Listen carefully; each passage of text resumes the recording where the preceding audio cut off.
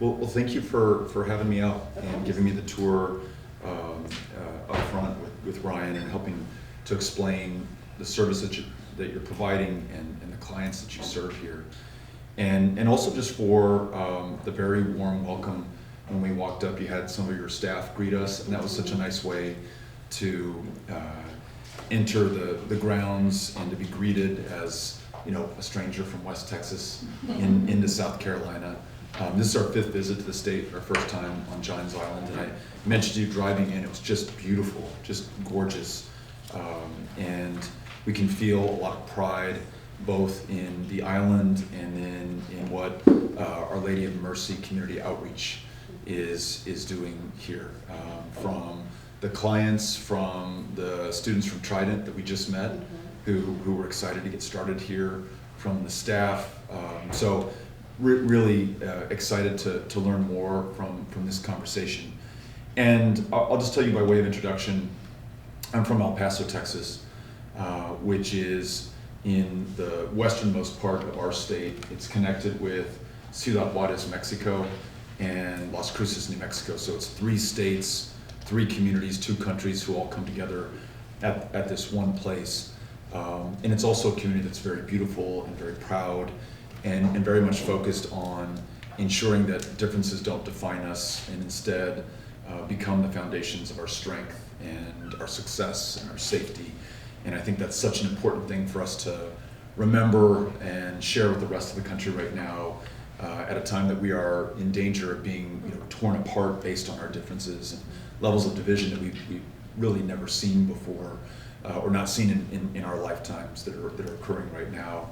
And though I'm from West Texas and you're here in South Carolina, seeing the connections between us and what we have in common, and then what we might offer to the rest of the country by way of example. And as you probably know, I'm running for president. And so part of my reason in being here is to listen and learn and hopefully reflect what I find here with those that I meet around the country, confronting challenges that we have of healthcare, of integrating people who are moving to this country, who are first-generation Americans, education, after-school programs, housing, many of the dynamics that are at play here or at play across the country. So very much looking forward to learning from you and hearing what you have to offer. And it can apply to what you're seeing on the island here, but also if you want to contribute to some of the ideas forming around national challenges, we'd love to hear that as well. So looking forward to the conversation. I'm also happy to answer questions too. If you have questions about what I'm doing, where I'm from, why I'm running our platform, very happy to talk about that. But really came to learn and to hear you all. So Erica, thanks for facilitating this and inviting us to come out. We're grateful to have you here. Yeah. And I think you'll find it's going to be a really rich conversation. There's a great diversity of people around the table, and they're all very well steeped in what community looks like. The warm welcome you received, I'd say, is really just a perfect example of what it's like to be on the islands. Everyone's warm, everyone's welcoming. It's a really diverse population, and while we struggle a little bit with the differences between those who come here and those who are born here, we also strive to find commonalities across all those areas, and we're working really hard to do that as a community. And I think that Our Lady of Mercy Community Outreach is really trying to be that central hub so we can have those conversations, so we can be a model and example for our community as to what a lot of what you just talked about looks like. A lot of your values really match our mission, and it matches our values too as an organization, I'd say. So Wonderful. let's have a really great conversation. Could I start by asking a question? Sure. You and I touched on this as we were going through the dental clinic. You mentioned the changing dynamic of the population you serve, in part because of the development on the islands. And, you know, I don't know if the phrase gentrification applies, but people moving in who make it harder for those who've been here for generations to afford to stay in the community. Is that a dynamic here? Is that a dynamic you see in your population? If so, what's the answer to that challenge? I think, well, if I had the answer, I'd probably be running for president. But what I will say, I say yes, just like many of the major cities, my hometown, DC, or you have Atlanta, you have so many cities that are going through gentrification. It's a very real thing here. In the Charleston downtown area, our neighborhood location, we see it just the next house over, where the house has been demolished, rebuilt, and it's selling for hundreds of thousands of dollars. We see the same thing happening on Johns Island. It was already a very rural community with rural needs, meaning many people still don't have running water on the islands or even further out into Hollywood or Ravenel. And you have a lot of those issues that were persistent before Hugo, were highlighted because of Hugo, and now as we're hitting our 30th anniversary and Hugo's 30th anniversary, they're still present. So for those families and those individuals, having the influx of new residents brings a lot of great amenities that then the community can take advantage of, but it does make it more difficult for them to stay in place, to age in place, and to get resources. Where do people go if I can't stay on Johns Island? Maybe my property taxes have gone up because property valuations have gone up. Maybe I can't afford the rent. Where's the next step? Well, and anyone can join in, but we see people moving either further into rural communities such as Ravenel, Hollywood, even some pieces of Wamala, or those are moving into North Charleston. And so it just complicates some of the issues in some of those other areas because you have more people gathered who lack resources and even transportation then to get back to the places where those resources exist. Gotcha. Jackie? Yeah, I'd like to talk on it from the rural perspective and then talk from the urban since I live downtown. I live the island. On the island, the elders that are out here that have been here, you'll hear them as Binions, they can't afford their property taxes because of gentrification that has come to this area. And some are choosing to sell their property for peanuts. Yeah. Just to get some money in their pocket because they don't have the money to pay the taxes. Right. And with that, if they relocate, it is not nearby. It is at the point now where people are moving in within 30 miles because people used to be able to move to North Charleston. It's no more there. Gentrification is there. They would go to Somerville. There's no room in the inn there. So they're out beyond Monk's Corner now. And the folks that are moving there, they are having to purchase automobiles, which is easy to get because it can be taken back quickly. But they're having to buy 1 or 2 vehicles just to commute to where they need to be to work. So transportation has always been a problem for the rural area, but now that they're relocating, it's even the more because they can't afford to maintain 2 vehicles to get to work to stay where they are. In the urban setting, because Charleston is booming with hotels and businesses and condos, the people that are leaving from public housing, they have to go where cheap houses are, and it's nowhere to be found. As you go out on Main Road, you'll see the only public housing that we have, apartments, 3 forms of it right there on Brownswood across Main Road. So housing is really a problem. Substandard housing still exists, and with the gentrification to the area, and with Johns Island being the same zip code as Kiowa and Seabrook, poverty doesn't exist in our area when you look at the Oh, wow. Because of, it's skewed because of who you're grouped in with. Exactly. Yeah. And so the Yeah. thing is that we'll soon become the indigenous people because we've gotten swallowed up. But let me ask, I think, a related question. Both Ryan and Erica, I believe, mentioned a goal of self-sufficiency as part of the program. How are you doing against that goal? And how important is that goal? In other words, is it the inn in itself to provide the food, the interview clothes, which I was so impressed by, the dental care, OBGYN care, ESL classes, after-school programs, and that might be a very worthy goal, or is the goal to transition families, if that's the right word, from use of the outreach center services And if that's the goal, what are you seeing? Are you seeing intergenerational use of services? Are you seeing families discontinue use of services? How are you doing against some of the goals you We see it all, and it is by far our prime focus. It's what we're striving for with all of our clients if possible. But at the same time, it's an extremely difficult goal. A lot of times it does take a generation or sometimes more, and with some of the challenges you mentioned, like housing, it makes that equation even more difficult to solve. But we're focusing on it.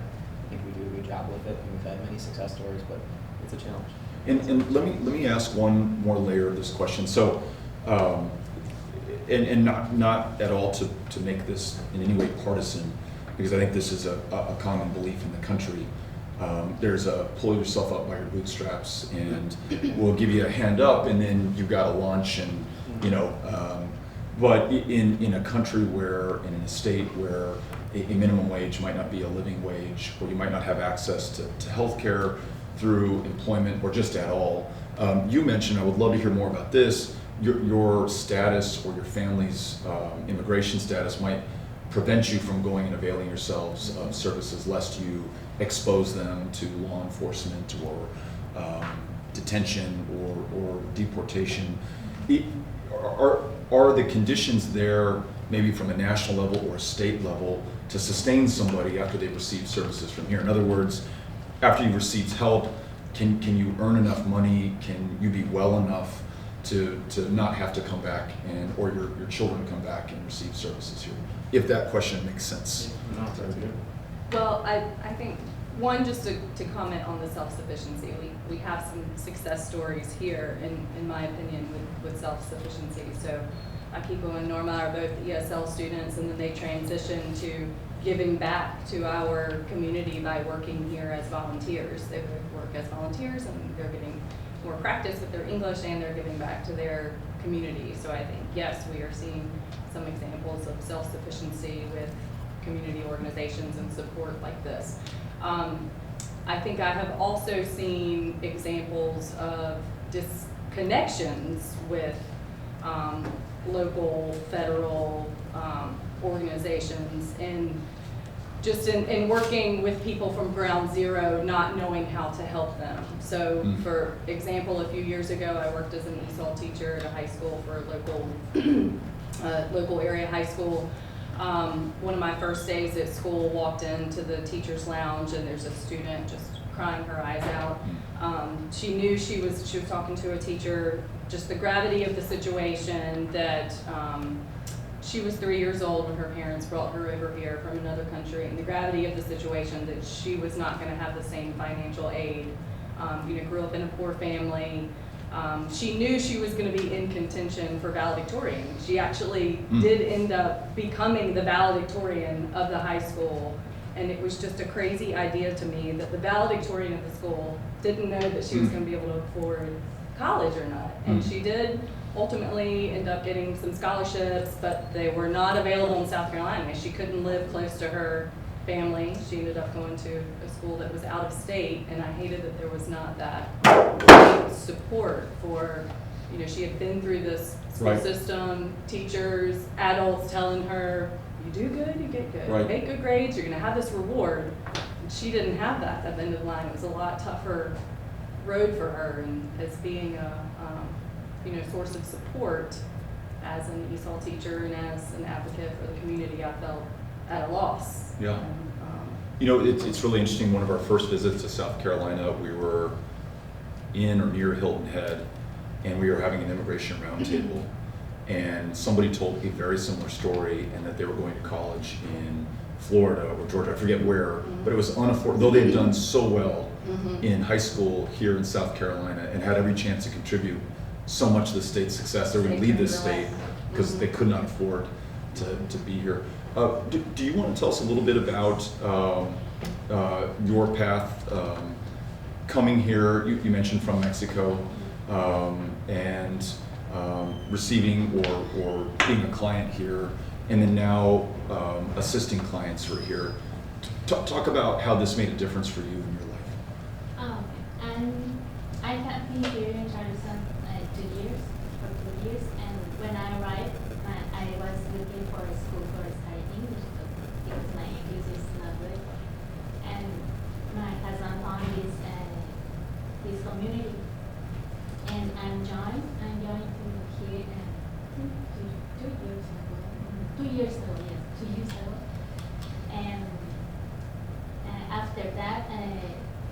the teachers recommend do extra activities for learn more English. So for that,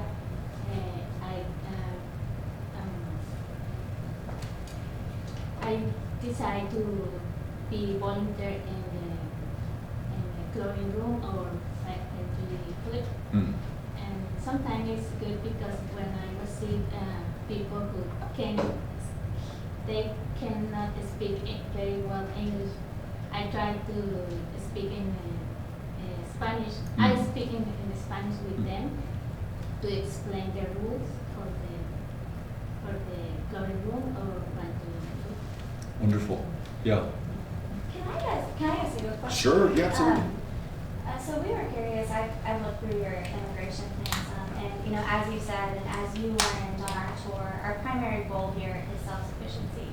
So I'm curious to learn more about within your plan after families are here. What are your plans to provide resources and opportunities to make sure that families are coming here getting the resources that they need to be on the path to self-sufficiency and the opportunities for success?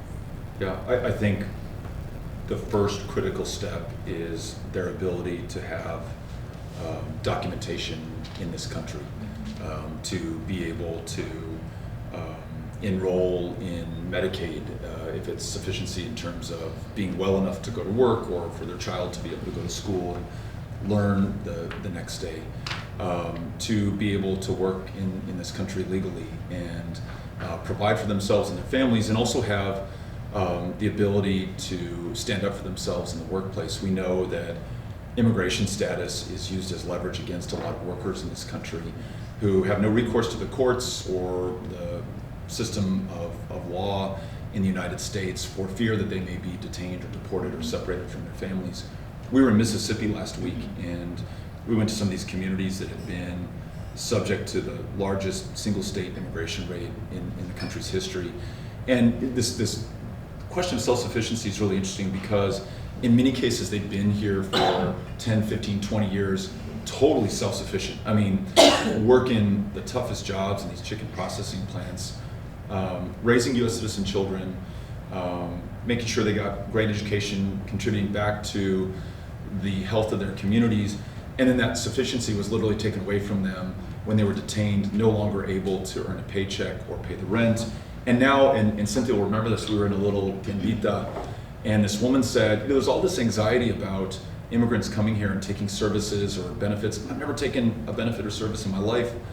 And ironically, you've taken away my job, and now I'm going to need benefits and services. So give me my job back and I'll be self-sufficient. So I think status, I think a lawful, and this would require us rewriting our laws, a lawful, orderly, quick path to come here to work or to join family or to go to school or to flee persecution or violence is really important, both for us to live our values, and I also think we just realize the game. We know that immigrants contribute so much more to this country than they'll ever be able to take. The conservative estimate of the economic windfall we would enjoy if we legalized people who are here is about $200 billion over the next 10 years. And so I think that's a great first step. I mentioned some systemic changes I think we should make for everyone in this country, including immigrants, universal health care, a world-class system of public education that's not segregated, and we know public education today is just as or more segregated than it was in 1954. Housing, fighting gentrification, and Jackie talked about some of the effects. Erica, you mentioned that if you figured this out, you would be president, and I would vote for you. But these are all connected, right? A minimum wage that's a living wage. The ability to take time off of work to afford childcare. It's really interesting that many of your clients require childcare to avail themselves of your services, and you all anticipated that and provide that. So I don't think there's an easy answer to this, and I think it also connects to what so many other Americans need as well. But we could stand to learn a lot from what you're doing here to address that question of sufficiency that you pose. Well, I think you hit the nail on the head. it's systems change. Because as I was pondering your question of, you know, there's a quote of the police don't go by your bootstraps, and once they come for services, what happens next? How do they sustain themselves? And it's difficult for us because we're fighting against systems that have been in place for generations that actually work against self-sufficiency. And it works against equal and equitable access to everything in our society. So, you know, for many, they don't actually have boots. You know, if they have boots, they don't have straps. Yeah. And so who's there to help provide the boots and the straps? That's partially why we're here. And I'd like some, how you doing? I'd like to say, when Ryan answered about self-sufficiency, it's a mixed bag.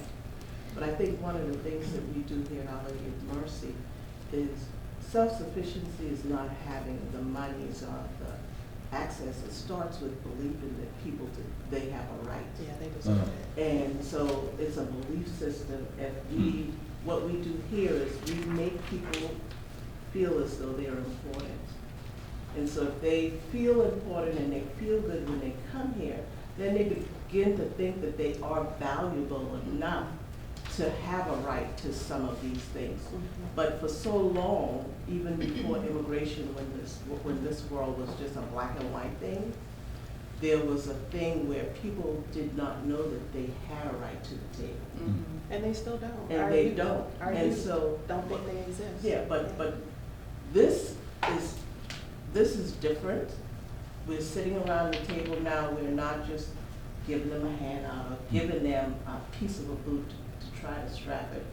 We're at the systemic level, because until systems change, nothing will change. I mean, we can work hard, we can love hard, but if the system isn't going to change, it kills everything else. People don't believe it, No. that it's, And then, you know, Possible. a couple of people I called and asked, they said, I'm tired of talking because nothing gets done. And the two people that I called, one was an older black woman, one was a young black woman. They're tired of talking because nothing changes. it's why people don't vote. Yes, it's connected, Yeah. my soul. These two set the stage for my comment. And that should weigh, those boots that she just described, systems, should weigh very strong on you coming to this road, trying to walk this path. Yes, I think I am a product of exactly what we are talking about. As many times I felt in this country like a bird with so much wanting to fly, but my limitations were there. Social Security was there, and I couldn't go any further. However, by the grace of God and my faith, I haven't let those limitations to define me. So for you, I believe that what we are talking about here, those facts that are like big bricks holding down families to the road of self-sufficient is real. Yeah. Okay, I marry an American citizen, and I have been working on my legal status ever since 2009. Okay. Till today, I'm still waiting for one interview back in my country in Honduras, Wow. so that my passport can get stamped and I can come back in, because I was brought in here as a child by my parent, my dad. And I am a product of that system. And I'm sitting here, many people that know what I do, the way I walk, the way I carry myself, they think that I am a US citizen just by, I haven't let, my limitations to define me, speaking the language. So for you, seeing you as a president, I think you have a stage full of potential, but you have to stay through to right here, what you are gathering here. And I think somewhere we lost it at the White House. Yeah. These years. So yes, it is real, and I'm hoping Well, that I'd say your something notes. about that. Sure, Mama. Well, about that, I mean, that's true. She's a product and I'm as well. It's the age. I'm 23 years old. My parents came here when they were 18. I've been here for 25 years. And Where did your parents come they from? have a status from Mexico. Okay. And it's true. They live in fear. And we can do nothing about it. Why did they come here, if you don't mind me asking? Not just to the United States, but to this part of South Carolina. Well, they were young. I had an uncle here, one of my mom's cousins, and they came over here and they stayed here since then. And we've always lived here in Dublin since forever. And that's true. Every day is always in fear. They go to work. My dad's like, I'm gonna come back here. Every day. And how long has he been here?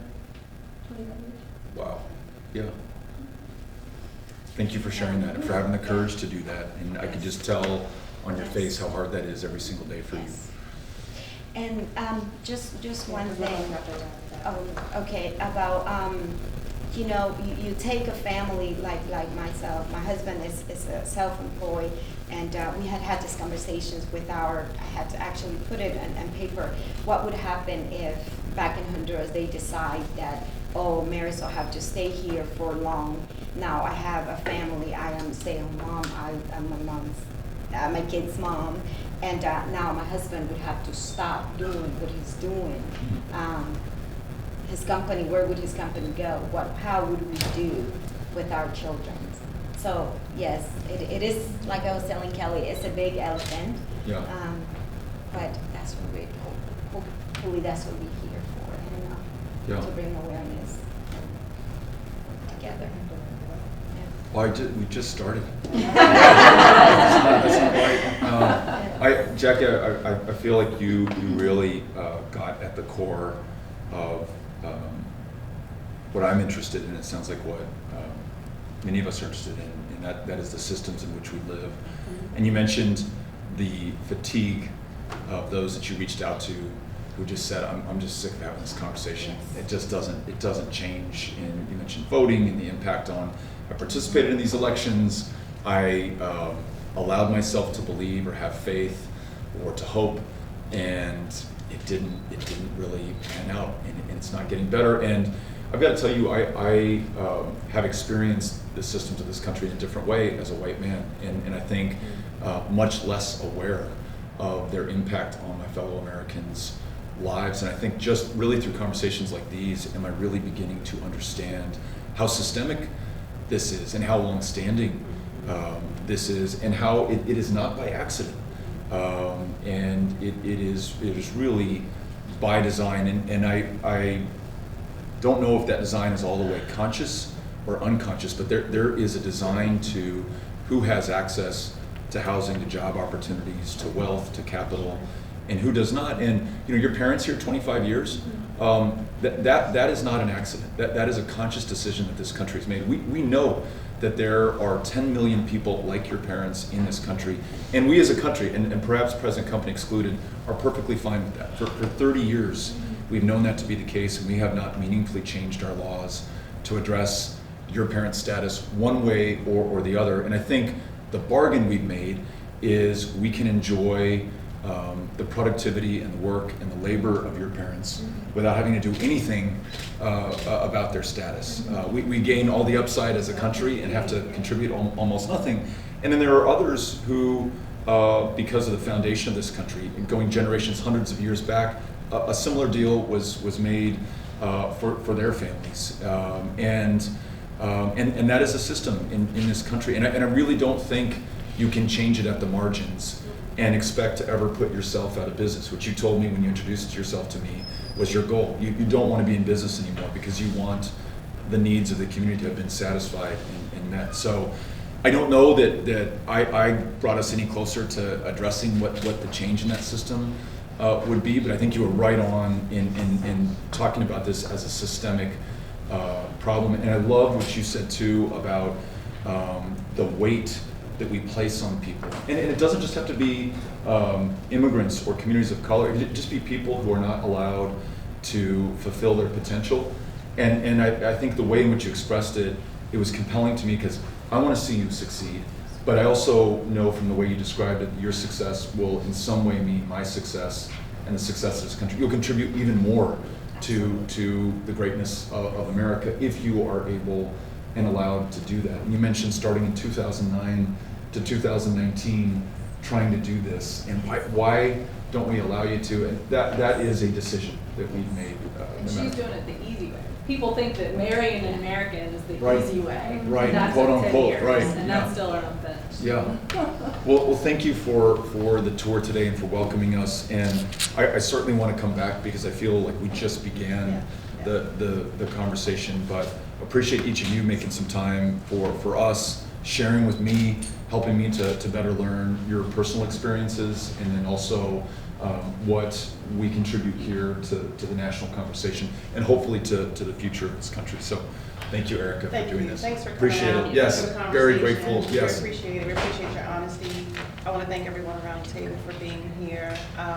We have a little kind of gift bag to give you just to remember us. And Thank you. Awesome. So we'll just give that to you as you get ready to head out with the rest of the team. But thank you for being here. We really Thank you appreciate so it. much. Yeah, You're very welcome grateful. anytime. Just let us know when you want to come back. We will come back. Yeah. Thank you all.